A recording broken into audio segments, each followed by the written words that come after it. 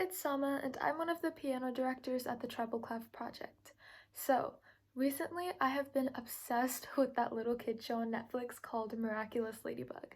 And with season 4 rolling out, I wanted to make this video to teach any other Miraculous Ladybug fans how to play the theme song on the piano. It'll be really easy. I'll just teach you the chords and how to ear train yourself to play the melody without looking at any sheet music.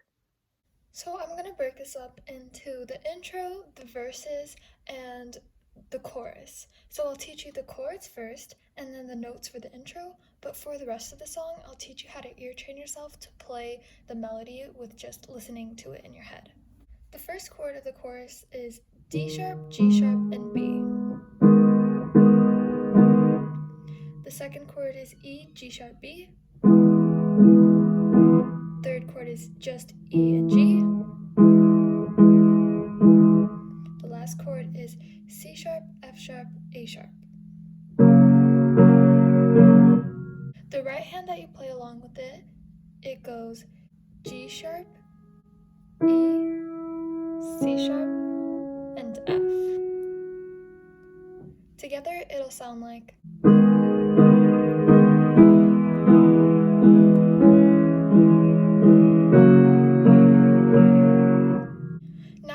chords of the first verse. The first and second verse are the same, so the chords will be the same as well.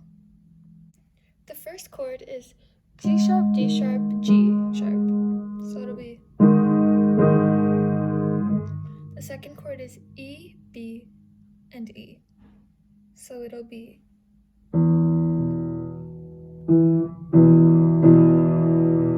The second chord is C sharp, G sharp, and C sharp, so it'll be. And then the last chord is F sharp, C sharp, and F sharp, so it'll be.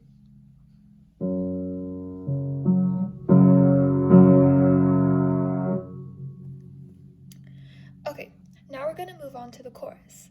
The first measure of the chorus has two chords in it, and that's the last chord of the first verse, which is F sharp, C sharp, and F sharp. And then it goes to G, D, and G for the last two beats of the measure. The second measure of the chorus goes on to G sharp, D sharp, and G sharp. And it'll go. The third measure is then E, B, and E. And then the last chord and fourth measure is C sharp, G sharp, and C sharp. And that'll be. And then from the C sharp, G sharp, and C sharp chord, it'll go back to the first measure, which is F sharp, C sharp, and F sharp.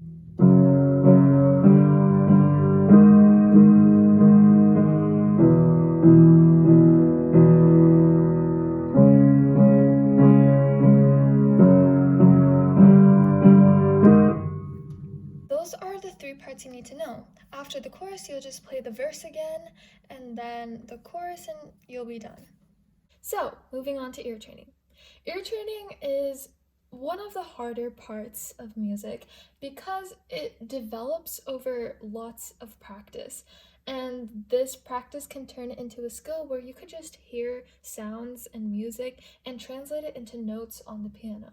Now, I'm not perfect at ear training or anything, but I have developed a fairly good pitch where I am able to estimate the interval in which a song is being played, so I would be able to guess the next note in the melody and therefore create a melody.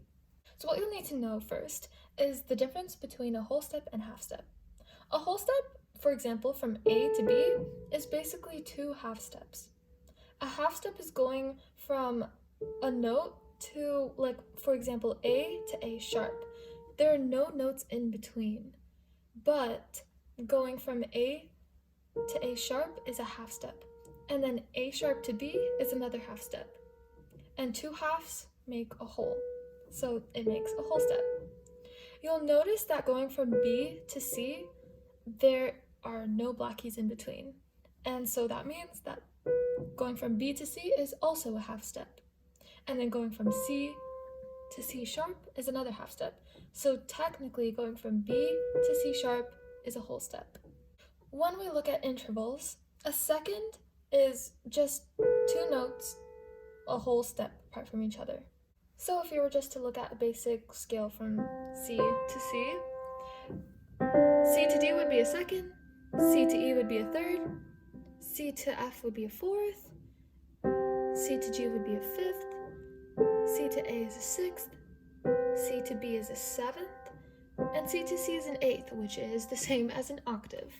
Once you get used to hearing what a second sounds like and a third sounds like and all the intervals sound like, then you'll be able to guess where your starting note is and then where the next note comes just by listening to the music and figuring out the distance between the notes in your head. So before we start going into the first verse of Miraculous Ladybug, we need to know the key signature of the song. And for Miraculous Ladybug, the song I'm teaching right now, in particular, it's B major. So when we play it, all the notes you find should fit that key signature. So let's play the intro, for example, first.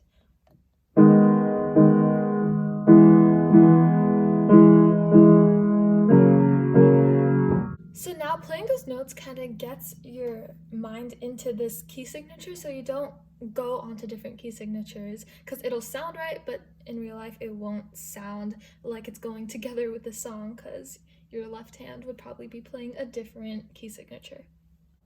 Judging by this key signature, we can try to guess that the tune of the first verse of the song would be like do do do do do do do do.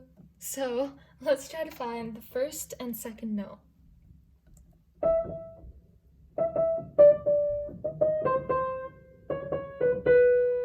Okay, see how you kind of have to guess around, but judging by what I found so far, C sharp and B sound like the correct interval. And this is mostly just guess and check at first, but once you start playing more and more, you'll get used to the different intervals and you'll be able to guess whether it's closer or farther apart. And being able to train your ear like this is all part of ear training, and that's how you'll be able to find the melody. So if you go further than the 2 notes, it'll be more like.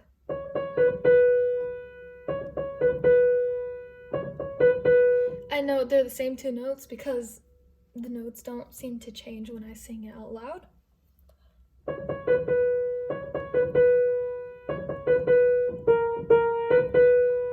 And again, I was able to guess that the next note after that was a half step. But if you get like a whole step, then if you feel that this note is lower than the one in your head, just go a half step higher, however many notes you feel are the correct amount to get to the note you think. And don't worry if this seems hard to you, especially if you're a beginner. I would definitely not have been able to do this, but after lots of practice, you'll be able to get it. And you can find sheet music online and just look at the melody if you want to get more practice, and then you'll be able to get it. So once you figure out the melody, I usually like to figure it out while I'm playing the left hand because then it goes more smoothly in my head.